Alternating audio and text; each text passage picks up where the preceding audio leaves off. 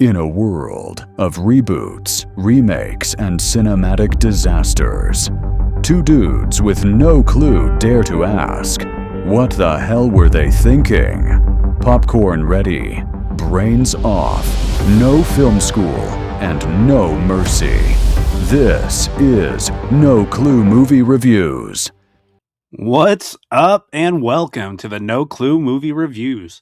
I am your host, Jay, and as always, I'm joined by my co-host, the bearded bastard himself, Malcolm. Buenos dias. Buenos dias to you, Malcolm. Today, we are going to be reviewing the 1987 comedy Cheech Marin. I was born in East L.A. Born in East L.A.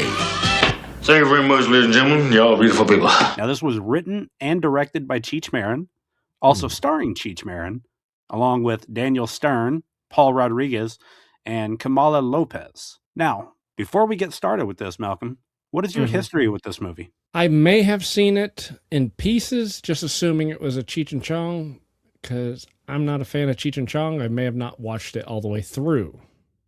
I think. You know, I feel it's like funny. I've seen it.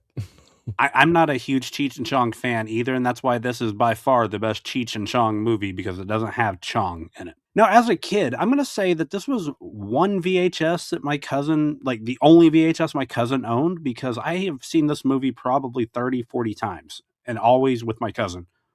So much that the song Born in the USA, I didn't know was an actual real song. I just remembered this version of it until, like years after when he was singing Born in East L.A.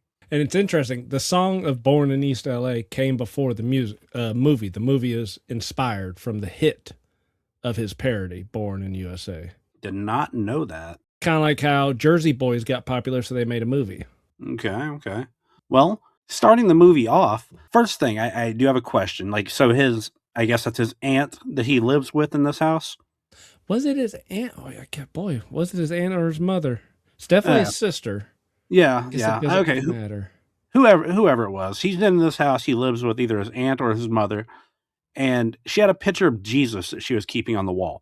Oh yeah. Now, was this Jesus one of those pictures like where if you look at it from a different angle, it changes, or yes, was it a motion picture where they plugged it in and it changed? No, the camera, someone must have just been slightly moving the camera or something, but definitely there was so much of that popularity in the 80s. It was the tackiest time. I owned my own, as I dubbed it, 3D Jesus.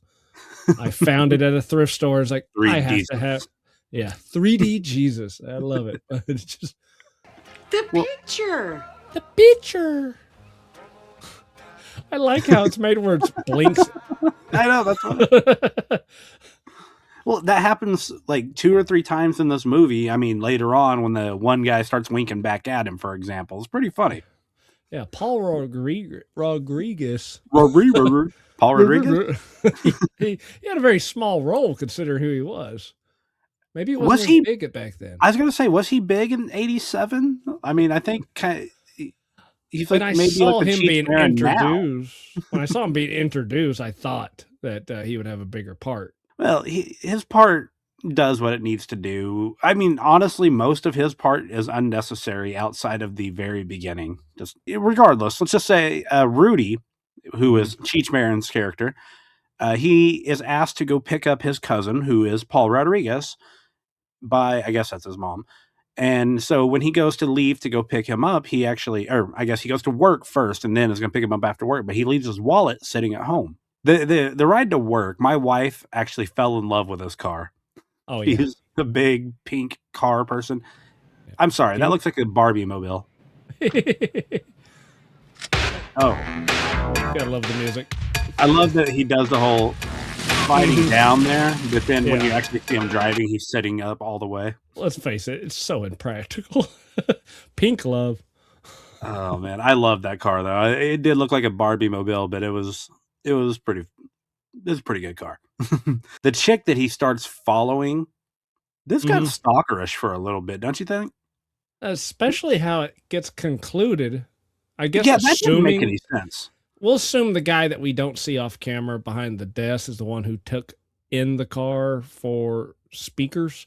But I mean, it it's fine. Movies always have these like, oh, that's convenient. But he doesn't even mention, hey, I've been chasing you all through L.A. Yeah, and he literally is. He's chasing her all around, questioning everybody. You seen a girl in a green dress? Girl in a green dress. Hey, anybody seen a red-headed girl in a green dress?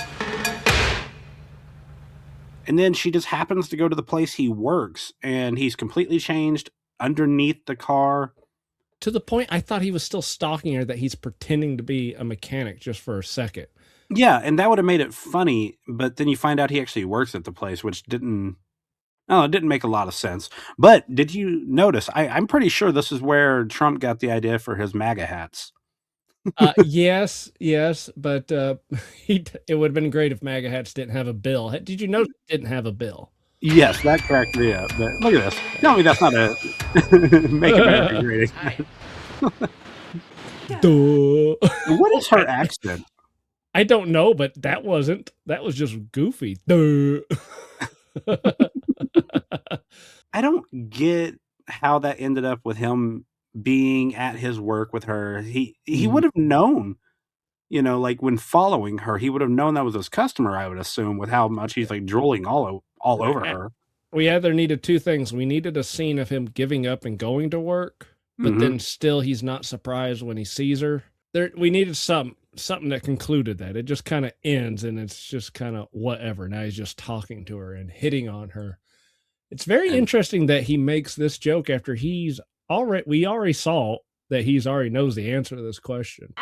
Black Peugeot. You have a black Peugeot? Hey, I knew you weren't a natural redhead. Well, no shit, you've seen it all.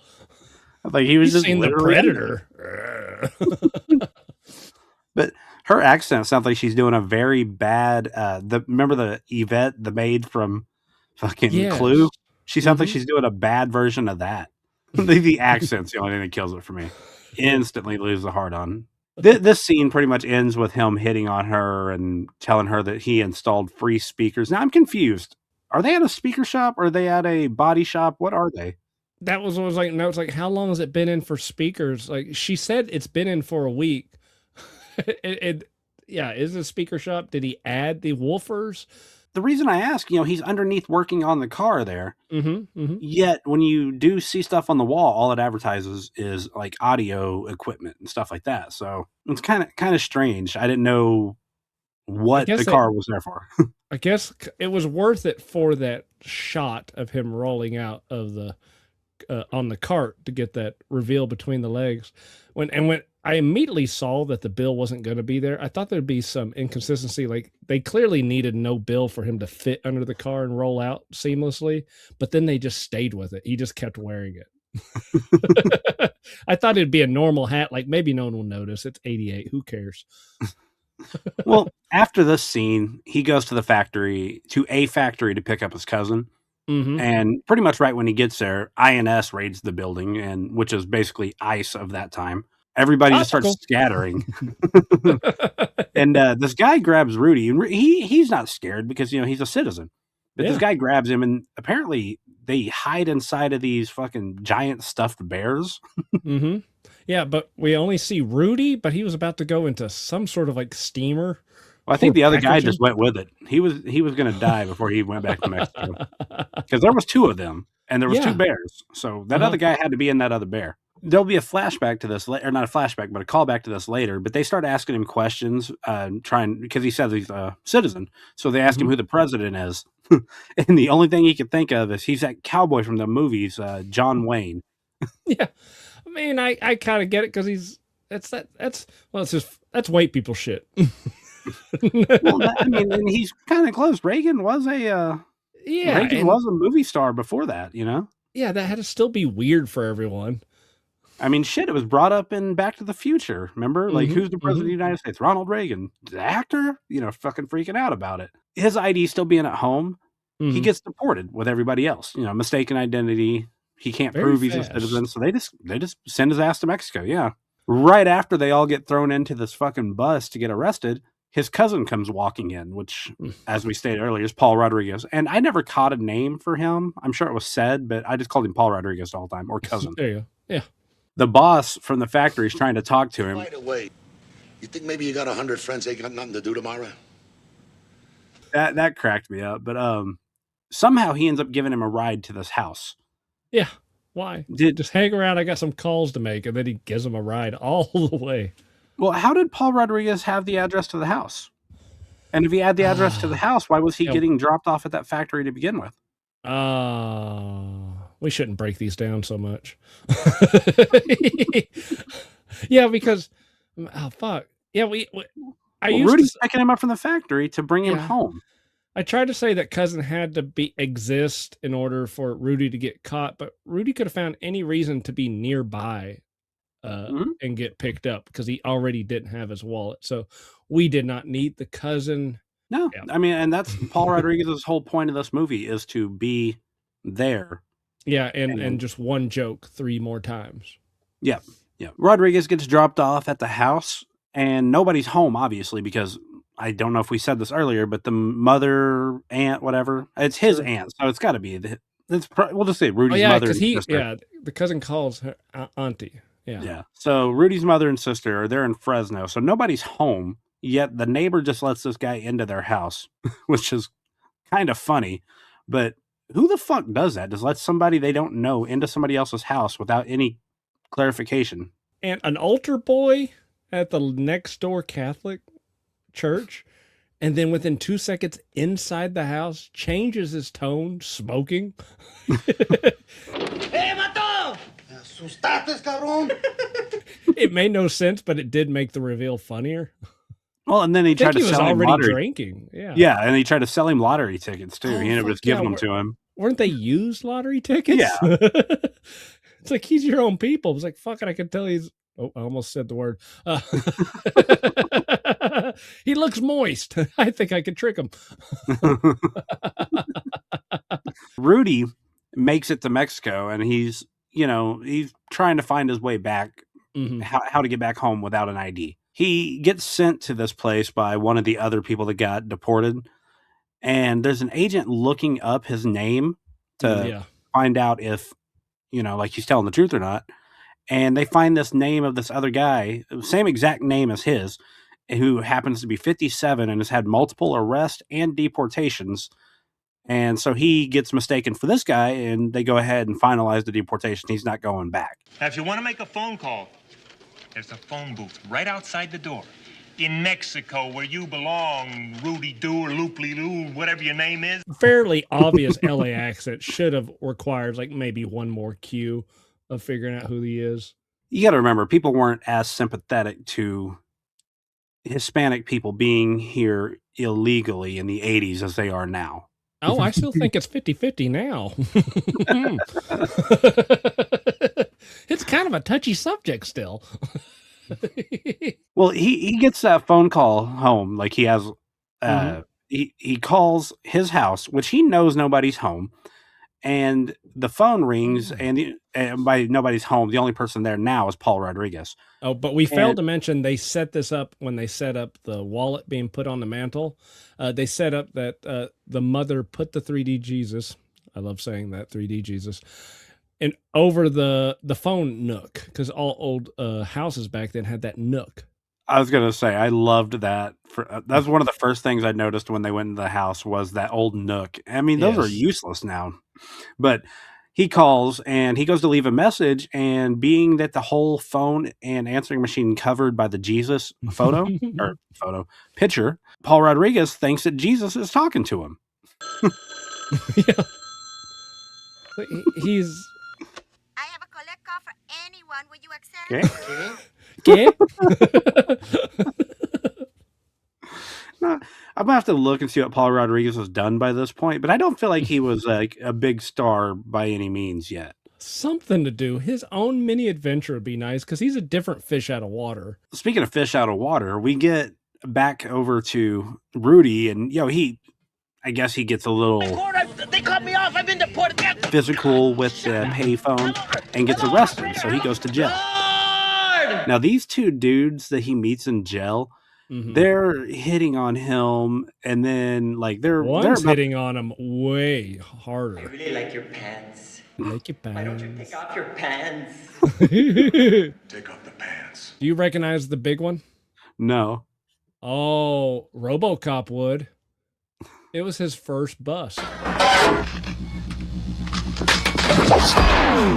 Maybe that's why he's there. Yeah, that's how he got deported. Thank you for your cooperation. Good night. That'll be 2 copyright strikes. These two guys hitting on him, though, I mean, they have him basically. He's holding on to the bars, and they're trying to like pull his pants off and shit. One of them straight up grabbing his ass, which is hilarious. Yeah, I think there's a part where he asks them what they're in for. Well, what are you guys in for? Good times. good times. Oh yeah, so he's about to get ass fucked, and this other guy comes walking up outside. Who the fuck is this guy? He's just walking around reading a Bible. Yeah, it's almost like he gets special treatment, but they don't do that stuff unless it's like prison, I thought. It's like he's a librarian handing out books for the night. Yeah, I don't know. But it's just a holding cell, but it's Mexico. I don't know how that works. Well, the guy also had his throat slit. Did you catch that? Yes. But it's not brought up. It's like made me wonder. It's like, is that your own throat that was slit for a different reason? I just call him the religious dude. I don't know what his fucking name is, but he tells him that he can get him to leave him alone, and of course Rudy accepts it, so he gets him to stop. And now he wants Rudy to pay him for it. And Rudy don't have no money, obviously. So he starts letting him go at it again. And Rudy's like, I'll owe it to you. I'll owe it to you. Not even 30 seconds after making this deal, he gets, released. Yeah. And instead of telling the guy, I'll be back with your money or something, he basically tells him to go fuck yourself. You owes the 100. Yeah, here's one of them. Fuck you. Just play cool till you're out of the building. Yeah. It's like, yeah, I'll be back. Trust me, I'll be back for you, bud. Because as far as he knows, he ain't getting out of Mexico anytime soon. After this, we get him walking down the street, and we get to the bar. And this is where Jimmy works. Now, Daniel Stern is Jimmy. Marv, sorry. But I just realized in this movie, he's actually kind of big and intimidating when he's not Marv. Something about him being Marv, even though he's a burglar and supposed to be dangerous, he seems like a pansy. This makes because he's not thinking of stupid ideas. Yeah, maybe, but yeah, he's talking to Rudy here, trying to get him to accept the job. Job is? You want one? Doing what? Being the goddamn president of the United States. What do you think? Ronald Reagan. Huh? Clear callback to the very beginning. But at this point, Daniel Stern, Jimmy, offers him a job, basically calling people into the building, trying to get people to come in the building. After his first night of doing that, he goes upstairs and is talking to Jimmy about getting back over the border. And of course, Jimmy says he can do it for him. He says he's the best west of the Mississippi. Wait, west? You're in Mexico. I know. That need not apply. I didn't catch that till just now. So yeah, if he would have just said in Mexico, that would have worked out perfectly for him. Cheech has to come up with $350 to pay for this, so he's going to kind of work with Jimmy to make the money. I got like Leon the Professional, because it's like it's up to Jimmy to take his cut from every earning, so he's just screwing him over on how much money he's making each night. Oh yeah, no, Jimmy is definitely taking money off the top. I mean, fuck, dude, he offered him tacos. He didn't ask for them, and then he turns around and makes him pay for those fucking tacos. Yeah, I've fallen for that stuff before. Yeah, that's some bullshit. Fuck that. But he wants to use a payphone to call home again, so he tries to get 50 cents from a tourist outside. Oh, yeah. And he does the normal, hey, mister, trying to talk to him. Yeah. Guy doesn't like it, so he basically threatens to beat the shit out of him. And, the guy gives him the money. He calls somebody named Oscar. Oscar. You provide the beer, and I'll provide the chicks and the TV, man. The guy that brought him the guitar while the chick had to wait. That is what I'm going to say is Oscar. Okay, I can live with that. Yeah, because he just called Oscar, and I'm like, I don't know if I heard a name Oscar, so that's probably it right there. But you get one of those very long, elaborate voicemails that everybody had when they first had a cell phone. Yeah, I kind of wish there was I know we still have voicemail, but do you use your voicemail? No.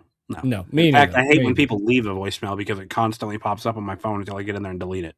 Yeah, but I mean, I need you to go to my house, get my I wish there was something like that so we could do these tricks again. I'm at home right now. Yeah. But you can leave a message when you hear the beep. Well, the worst part is because that fucking voicemail was so long, he didn't have time to hang up in time to get his money back. Oh, yeah, that sucks. So he starts walking off, and the guy that he assaulted is talking to his wife, and they want to get up and leave back to L.A. instantly. And he overhears this. They're in an RV. We know where this is going. Did but didn't. We knew we thought we knew where this was going. So they hit the border, and a dog starts barking at them. Which I just thought they were smelling Rudy. It's like they smell Mexican. Exactly. It's like, okay, they purposely have dogs that can smell Mexicans. That's racist, but I'll go with it in this movie. Didn't even think drugs. The smell of Mexico wafting out of the RV. But no, so the dogs are sitting there barking, and the people in the front seat are starting to freak out, and cops open up the back, and there's just fucking cocaine in every cabinet. They open up the the fridge first, and you see some legs, and they go gradually up. I love how it gets more cartoonish and impossible. Oh yeah. The wife was asking me, why is there a hole in the freezer to get his head in there? I'm like, it's a movie. Let it go. It's cartoon physics. This movie is a cartoon. Yes. This was a live action cartoon. I'm sorry. Until it's not. It's like, it's a cartoon. It's not a cartoon. But right after this scene, Cheech finds himself back in jail, and that religious dude he just said, fuck you to, is right there to talk to him again. See, at least a little bit of rapings do from the first fuck you. Not Something has to happen to him. Not just, okay, and then you're out again. It's like, okay. Yeah, the guy's kind of a pushover. He just lets him... Yeah, he just lets it build up. It's like he is kind of stuck in jail.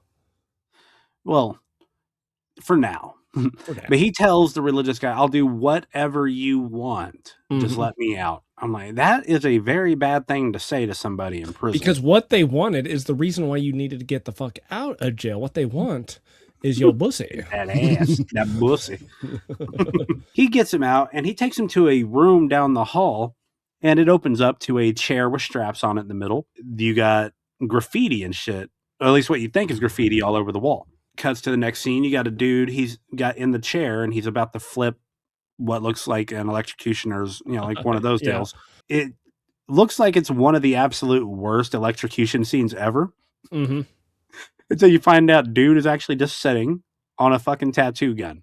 That's what apparently the fucking switch controlled. Yeah. So I guess Rudy is a tattoo artist. Sure. Never brought it up. Never mentioned again. Wrong. Oh, he tattoos the OTMs later, or he's in the process of tattooing their hands. I wonder if it's like, hey, it'd be cool if we tattoo the OTMs, but why would you do it? It's like, oh fuck, well all right, we'll get everyone together. We're gonna go make another scene in jail. Basically, this guy that he goes to tattoo after sitting on the fucking gun, yeah, he wants a tattoo removed. It's his wife. Everything Rudy says, he says the opposite. Like, oh, she's beautiful. She's fucking ugly. Like shit like that. That dude was fucking psycho, man. I loved him. Rudy does talk him into just altering the tattoo to where instead of just her, it's got a gun and her brain's coming out. Rudy gets up and says he needs to go outside for some fresh air and left the dude secured to the chair. So when he gets upstairs from wherever he was at, why is there just no gate? He walks right out. There's a truck back in. Even the creep, the one with the slit throat, where he was the first time, he was still in a cage. He just wasn't in holding cells. But now he has free range of the jail to take him up for tattooing, which this jail allows for a tattoo room.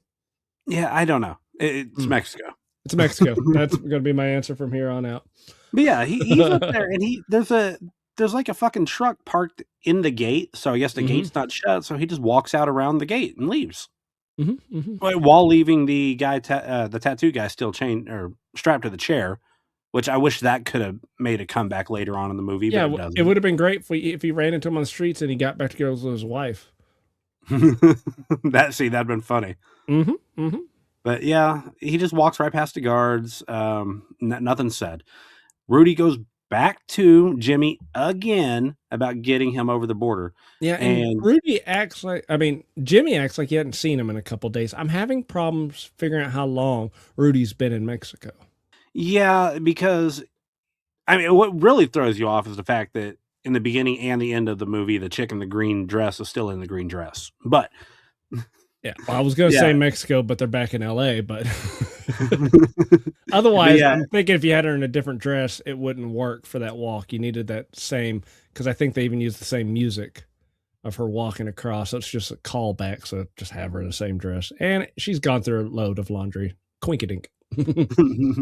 Well, yeah, I'm with you on the fact that the time is jumping without giving us any real thought of how long it's been, because when he gets back to there, Rudy does act like he hadn't seen him in a while and stuff like that, or not Rudy but Jimmy. And but he says he won't get him over the border without money. That's it. He can't do it without money, but he suggests the canyon. Now the canyon probably is one of my favorite montages of any movie that's out there. Including, like I said, this movie's so fucking cartoonish. So he hops in this bush after he's been in a cactus ghillie suit. The bush drives off. You think the guys in there is like, the pastor like, I swear, if we just make the truck look like a bush, one of them will just hop in. They're like that. He's like, whatever. They straight up Wile E. Coyote'd him. Like, that's what I said. This movie's a cartoon, man. It is hilarious. But yeah, this whole scene, he gets busted, like 5 times? Yeah, just about. Yeah. So you're looking at, he's doing that maybe once a day at best. Mm-hmm. He's not doing it over and over the same day. So that should give you extra days that you don't know about. Who called the house this time to fuck with the cousin? Yelling about bringing the beer. Was it the neighbor? Was it that crazy ass neighbor with the... It could have been. I didn't even think about that. I was wondering why Rudy was yelling for a beer. That had me confused. Like, was Rudy just... Yeah. You have him bringing it like he's Rafiki from Lion King. Yeah. Just eyes half open. He does it back. Why would they make this picture where the eyes blink individually? I guess technically, if you go halfway, it's not supposed to be individually, but one eye would be open, one would be shut. Oh, man. The 3D Jesus I had, it was just cool because you could see the disciples behind him. It's like, oh my God, you can see behind him. It was awesome. It'd be kind of cool if you had a 3D Jesus where he goes from the cross to the giving you the buddy Jesus back to the cross. But no, who the fuck called the house? And I assume it's the neighbor that let him in, because that would be the only person that knows he's there and reference of beer. Unless it's just one of Rudy's friends calling, and it's just supposed to be a reason to say tall boy or a beer. So he'll get it. It was Oscar asking him where he was with the beer, because in the beginning of the movie, they were supposed to hang out. Oh my God. Then again, that would have been works. that night. What the fuck? I don't understand how long? The time frame here. Anyways, a day. You get him going back to Jimmy again. And he asks Jimmy for another job. And this is where my favorite people come in. But Jimmy gives him this job to teach what he refers to as OTMs. Oh, he doesn't just refer to that. Our border security actually describes other than Mexicans, OTMs. It's actually what they write down because they don't want to waste time. If you're other than Mexican, when you're caught, you're written as OTM. These guys here, they don't speak Spanish either. No, these are OTMs here. OTMs? Yeah, well, the Border Patrol's only got 2 classifications. They got so he was telling the truth. I thought it was a joke. Other than Mexican. Well, he's given this job to teach these OTMs how to be L.A. Mexican, like Chicano. But there's a big problem here. None of them speak Spanish at all. They don't speak English. They don't speak Spanish. I don't know what language they do speak. Little Mandarin, a little Islamic. There's Korean in there somewhere. Yeah, I like it. Iranian. We have a Filipino. 2 Chinamen.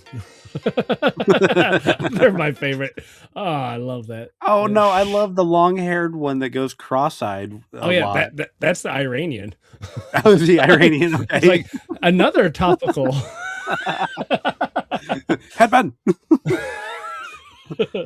Oh man, but yeah, him teaching these guys how to be LA Mexican is just fucking priceless, man. I remember this so much. What's What's happening? What's happening? What's happening?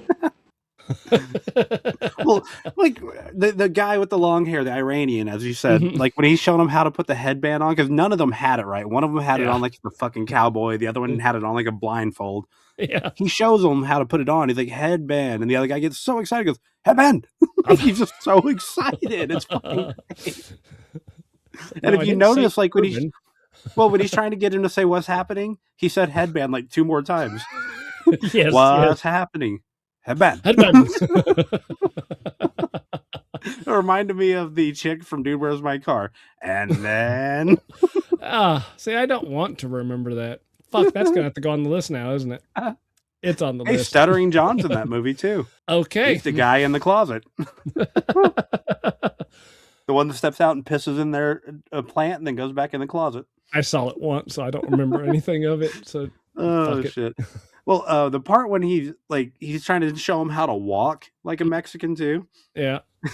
He pulls down the bandana, but he's telling him like, "Oh, and you wave your arm behind you like you just cut one." I'm like, dude, being like,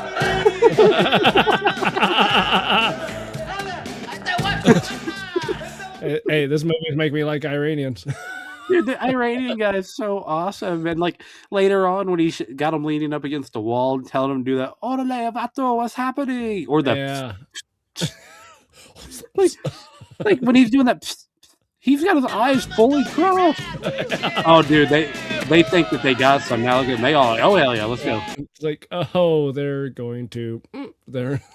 Oh yeah, that he just got a chick, non-consensually sexualized there. But he goes to give. I said earlier he tats them up. He's giving a little tattoo on one of their hands, and I'll just call her love interest because her name is somewhere in here, but I lost it. We'll just say Maria. Maria. But she's talking to him, and he kind of insults her, I guess, by calling some people a disco bunny. Yeah, but it's like he didn't even fully. He just said, girls that like to go out. It's like he didn't even get to. Fuck, I mean. Yeah, he didn't call him promiscuous or anything. He just right. Yeah, he didn't say chicken head or anything like that. This right here is probably the biggest laugh I've got, except for the last word of the movie. But this scene right here, he gets after like she walks off. He looks at the guys, goes, "Women," and then she throws a whole bucket of water on him. And then the Iranian dude looks at him and goes, "What's happening?" Okay, that's a great. You do it in threes always. Oh my god, that was so good. But yeah, that scene, you go from there, and then guess what he does? He goes back to Jimmy. Yeah, for another job. I guess was that job considered complete? Well, no, he keeps working at that one. He's getting paid by the lesson with them. He needs more jobs. So naturally, Jimmy has another job for him because Jimmy has hundreds of jobs everywhere. Sure, but technically, wasn't this the first job? The first night was getting people in the bar. Now it's just kind of... Well, no, now this is the one where he starts selling the oranges, or he's supposed to be selling the oranges. I forgot about the oranges. Yeah, and we see it up here a lot. We see the people that go to fucking Walmart and buy all the watermelons and then go and sell them on the corner like they grew them themselves. That's kind of I know the slices that they put like a half mile ahead are just supposed to be like a marker. Hey, they're up ahead. I kind of want to take them. But I hate watermelon. I don't know. Well, he gives a kid one of the oranges because the kid was just kind of watching. And the mother thought that he stole it. Yeah. So she's back trying to give it back. And he ends up giving her some more oranges. Now, one thing that me and the wife agreed on here, 1, maybe 2 bags is a nice gesture. Yeah. A whole cart is a burden. Now you just gave her a fucking problem. These are going to go bad. Yeah. Or now she's got to go sell them. Yeah, something. But Obviously, this had to happen for a setup for later. Right, which then makes me wonder because, okay, the oranges are half gone, but they're still good. How long does an orange stay good? We could do math. We can figure how long it takes. Nah, I like having no clue. Okay, yeah. But yes, he gives her this entire basket of oranges. Now, does that not just add to the tab of what he owes Jimmy? Yes. Yeah, That's and never he brought up. marks them up way higher. Well, that's never brought up. He wants No. $350 for the travel, and that is it. That's all that's ever But mentioned. this is to help soften the love interest. That's the whole point. It's supposed to show a humanity side to Rudy. Yeah, and this is the first time after getting water thrown on him, after he gave them the oranges, you see her smiling and whatever. I'm like, she So just we happens see her to be get everywhere. mad, and then we lose it. Yeah, well, I mean, she has like 18 jobs.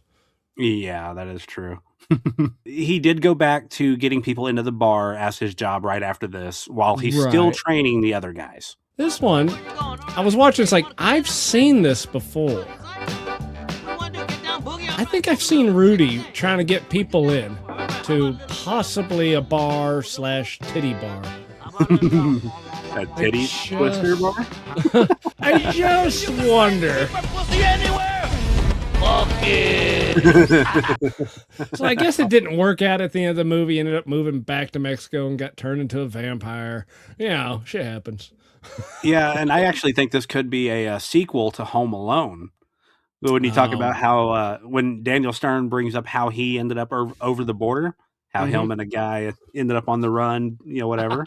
There think about that. I know this was out before the Home Alone movies, but still. But you know what? This movie already has a problem with time. It can be yearly. That's a problem too. We never hear what year it is. That's true. It could be 1995 for all we know. And just because we saw Home Alone in 1990 doesn't mean it takes place in 1990.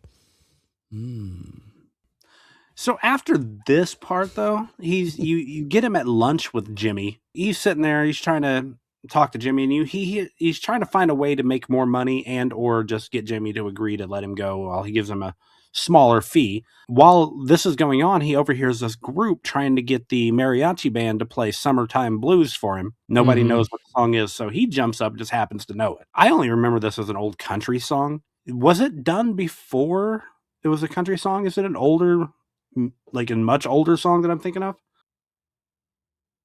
Or was Summertime Blues the country song out and then they immediately did this? Either way, he jumps on the opportunity to play it, which leads him to starting a band with the guys from the bar. Again, how much time is passing? And they get like good. Yeah, they're they like, have, like, a music locally video. known. Yeah, it's getting out of control. Well, something cracked me up about this. He tries to teach them the most famous rock song of all time, which that's what he referred to it as. And he starts playing Twist and Shout. Yeah. The guy starts singing La Bamba. Which Seamlessly.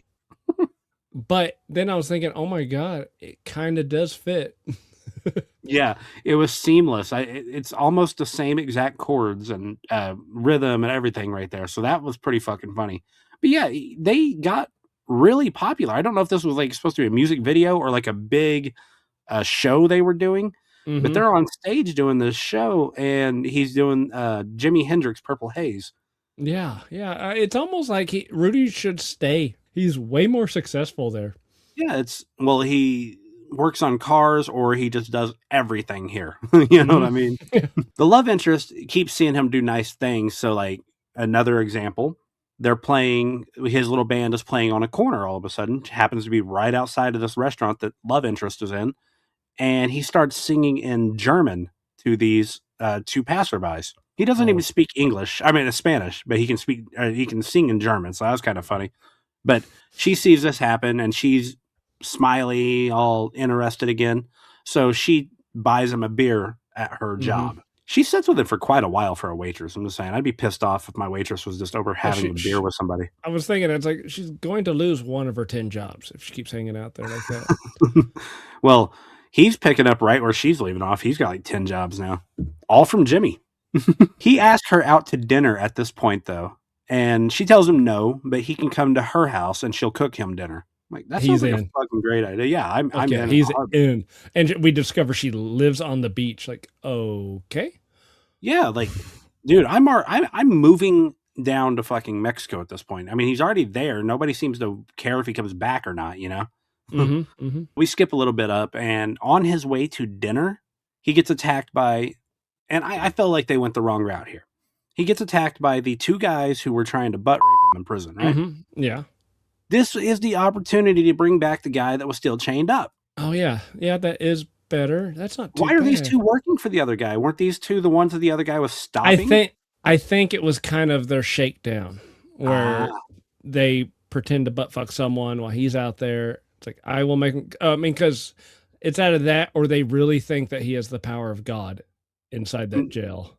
So I think it's everyone is scamming everyone in Mexico. He's basically getting his ass kicked by these two until he gets saved by the lady and her kids that he gave all the oranges to earlier. I liked it. Okay, that's cool. You know, a good favor gets a return. That's fine. Yeah, but that's a lot of wasted oranges. I guess they were going to go to waste anyways, like we said earlier. They were going to rot. Maybe they're actually aiming at Rudy. There's that asshole that left me stuck with this cart. Hit him. Fuck, we suck at this. Get back Let here. him go so I can hit him. But he shows up at dinner late, and she's pissed off at him for this, naturally. Right, but apparently she's jumping at his ass before he even gets a chance to explain himself. She knows she's in Mexico. She knows that they're in Tijuana. Well, she forgave him way too fast for like how mad she was. Mm-hmm. I don't care what he explains. Her attitude changed way too quick. As my wife said that the same thing. There's no woman in this fucking world that is going to go from that pissed off to that sympathetic that quickly to where the fuck are you doing? Oh, let me go get your food. I'm just saying, a bipolar woman. That's kind of hot. Okay, I'm too old for that. I'm too old for that shit now, but I was going to say, I'm good with one woman. I don't need one woman that's got two women inside of her.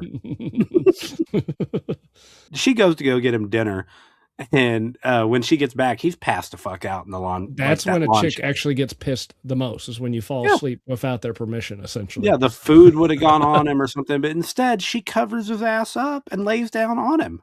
Not happening. I'm sorry. He did inform her that night that he's going to be leaving the next day. So we at least, that's like the one time we get some kind of time reference. Like we know that he's leaving one day from now. Oh yeah, and we discovered that she's only been in town from wherever she came from for like 7 months. So she got that whole setup in 7 months. Yeah, living that's on the pretty beach with that whole house. That's a good amount. Well, I mean, she works a lot of jobs to get that. Sure, but that's in pesos. Even though so far I've seen everyone using U.S. currency, but maybe surprisingly enough, there's a lot of U.S. currency being exchanged. Well, Tijuana. I've come to find out, like, because the wife pointed out all the English writing on the walls and stuff like that on the signs and everything. And Tijuana, where they would have been at with the bars and shit like that, would have been a high touristy area. Yeah, well, it's where all the donkey shows are. Yeah, I'm sure not all of them, just the big ones. The big ones are the best ones. Yeah. Yeah. They're the next day. They're trying to get the people paid off so Rudy can get on the little truck to go home. And Jimmy's pissed because the guy still wanted the 500, but he only got 350 from Rudy, so he had to cover the other 150 himself. And Rudy goes to get on the truck and goes to leave. And while this is happening, you see a lady freaking out, trying to get on the truck because her husband is on the truck already. Yeah. And her kids are already over the border. Right. Which makes more sense. Why didn't he just send her to the kids and he stay in Mexico? Well, I think that's something to do with working, because if you know, most people, I've known a lot of people that come up here and they I know they send them in, they send the the money back, but I think those are grown kids. So I think the grown kids are the anchor that they could set up shop at. So they're bringing their elderly parents over to Mexico illegally. So like I said, if it comes to this, because if the kids are there, you don't want to leave the wife alone in Tijuana. So you send her and you stay. Oh yeah, I would have not left the wife. That's me. I'm just saying, I'm trying to get a logical reasoning. I don't know. Yeah. It goes off. But it does create this. I actually felt something at this. I was like, oh, it's like I shouldn't have been that emotionally invested, but I was. I actually had goosebumps. I had mini ones just playing that one. I don't know why. It wasn't built up enough. And the big sacrifice wasn't much of a sacrifice. And it also just, he just, after this, he just marches past Jimmy and his love interest, not saying a fucking word. And somehow gathering up the entire town. That's back to cartoon logic. It's almost every character we've learned plus extras. So once again, how much time passes between him giving up his seat to the lady and him going to the canyon? I would imagine it's 5 steps. Because that's what it feels like, so I'm sticking with it. It was just 5 steps, and he's there, and it's worth it because it was a great, like, Braveheart setup. All these fucking people come over the corner, including our OTMs. Oh, yeah. They're front and center. But how did he get all these people to just show up and do this? How did he get in the fridge?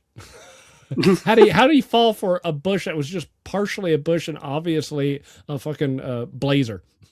Dude, him diving into that bush, I saw it coming. I remember it as a kid. I thought it was going to turn into a cartoon cage, like fold up. Oh, like a cage come down on it or something? Mm-hmm. Like the cage in Chitty Chitty Bang Bang. My little ears!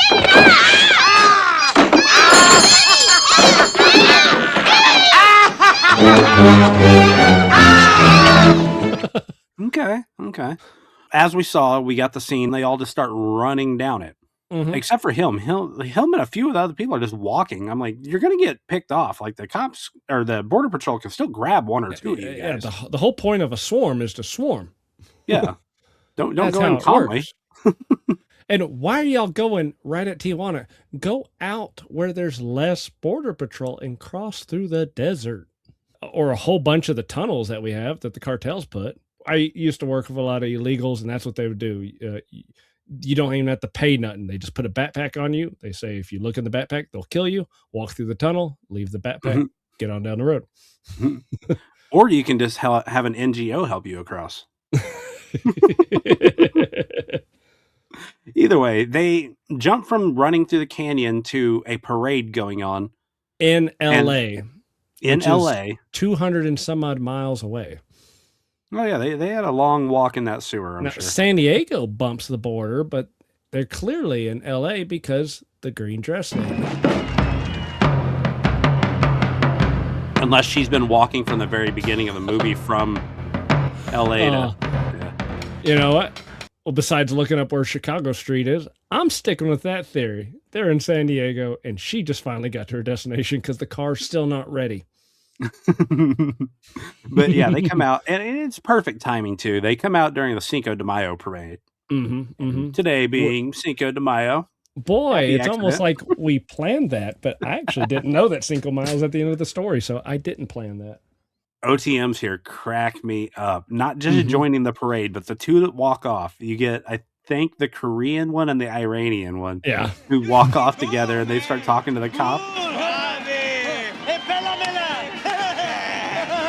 They end it with saying, "Go Raiders!" That's the funniest fucking thing. That was a day of teaching we didn't see. That was one of the lessons. You gotta say "Go Raiders" if you're gonna be in LA. Oh yeah, it's either "Go Raiders" or "Go Rams" at that point. And then, surprisingly enough, I thought there was still a lot of loose things to tie up. The movie just ends. Yeah, no, it's over. We have no idea what happened to Paul Rodriguez. I think he's getting quick married there on the street. It kind of looks like that. Yeah, but they cut it. That's a preacher. Huh. Like I said, this song right here, I just knew as born in East L.A. I did not know as a kid. Like I said, this movie came out in 87. I was like 3 or 4 at this point. Sure. When I actually saw it for the first time, I was either 3 or 4. This is your hollow heads. So, like I said, dude, my cousin owned this VHS and maybe a bunch of wrestling VHSs. So that's what we watched. There's this and The Ultimate Warrior. They all blend together. Oh, but yeah, that's how the movie ends. And I didn't even catch it. It does look like they're getting married there. Yeah. And I have a feeling like there's more scene, but they cut it down. Well, you know, back in this time, an hour and a half, that was a movie. If you went more than an hour and a half, you better be a huge blockbuster, you know, high budget film, which I don't know the budget on this one. I have no clue. But we're sticking with it. Rotten Tomatoes on this one. Critics. Care to take a guess at these? Let's see. They insulted it. I'm going to say they went. Critics went 35. Audience went 70. Ooh, you were close. It was a single and so 40 and 80. Okay. Yeah, Just so you shimmy were over close. 10. Not bad. Yeah. Critics always hate comedies. Yeah, usually. Would you like to go first, or do you want me to go first on this one? You know what? You know what? I'll go. Yeah, go first. You got it. Go Okay. No, you know what? I'll go first. Oh! Because you're going to have some thoughtful shit. But so this movie is everything I remember. Remember it being from when I was a little kid watching this. It's by far the best Cheech and Chong movie out there, and it's because Chong's not in it.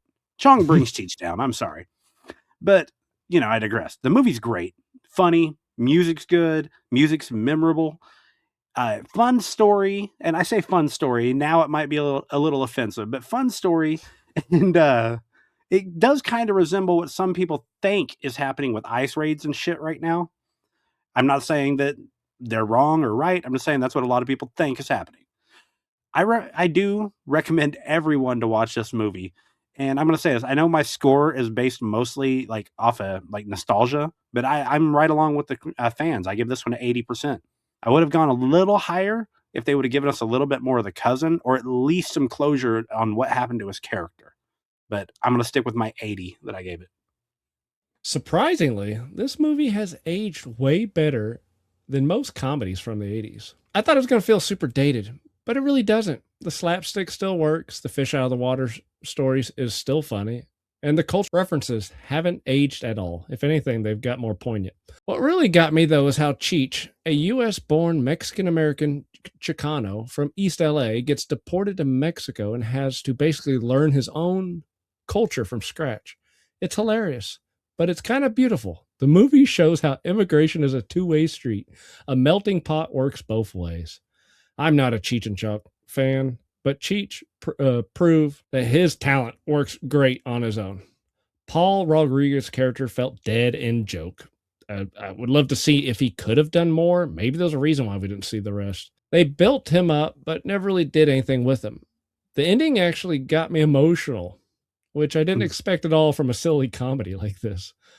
As a general comedy movie, I'd give it about an 80. But if I judge it against other comedies like Police Academy, it's up there about 95.